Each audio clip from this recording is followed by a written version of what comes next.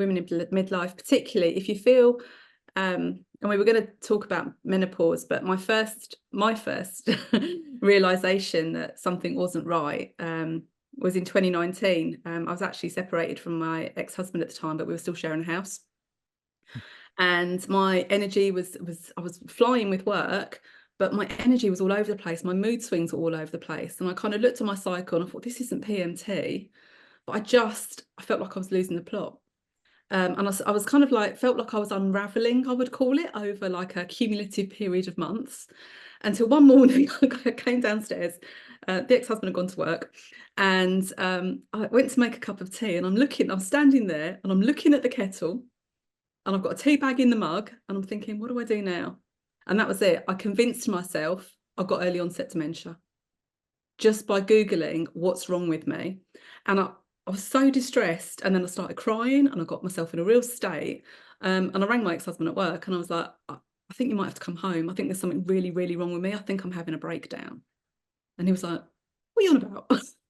He said, well, I've actually been a bit more weird and ratty and stuff at the moment. I said, well, I just need you to come home. Anyway, so he came home, bless him, took one look at me. I was sat on the kitchen floor with the dogs in tears, absolutely floods of tears. And he was like, right, well, we need to go to the doctor then, don't we? Do you want me to come with you? Yes, please. We're still really good friends, by the way. So off we went to the doctor. GP was really good, really, really good. But tried to put me on antidepressants. So he asked about what had happened in my life in the last he said, what's going on? Are you really, really stressed? And I couldn't really say much. Ian explained that we'd separated, we were sharing a house, there'd been some financial chaos, there was a lot of change going on. He was actually dating somebody else, who is lovely, and he's still dating her.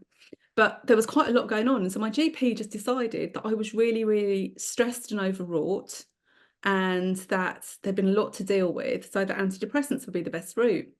And I'd only tried them once in my life before my mum died. My mum died when I was 27, and I didn't like them. And I was really resistant. I said, I don't want to take them. He said, well, you take the prescription. I want you to go and fill it and try them and come back to me in a month. So we went to the chemist, filled the prescription, and got home, and I sat down and I said to him, this can't be right. I said, I don't feel depressed.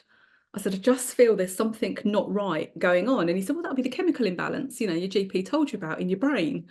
So that was it. He went back to work. I got my Mac out and I started Googling. And I didn't stop. I was still Googling when he came home from work 5 hours later. And I found a rabbit hole of perimenopause symptoms and came across Dr. Louise Newson for the first time. That was in 2019, and realised that actually I had got all of the classic signs of perimenopause. I hadn't realised what that was, and even if it was a thing. I was kind of 48 at the time. So yeah, night sweats, itchy skin. That was a mad thing for me. It's like itchy skin all the time, brain fog, forgetfulness, forgetting your train of thought in the middle of a conversation, which classically I was about to do this. All of these kind of symptoms, feeling like really tearful for no reason, then feeling absolute blind rage the next minute, being all over with your emotions, muscle aches, joint aches, feeling like really, all of a sudden I was feeling like a little old lady when I got out of bed in the morning. And I was going through, and it took me at that time, I mean, obviously now, if you Google perimenopause symptoms, there is so much out there. But in 2019, it was still under the radar. And so I found all this stuff, and I got phoned the doctor's surgery, got my doctor's email address, and I sent him, I said, this is actually what I think is wrong with me. So I got a message from the GP next day, okay, come back in.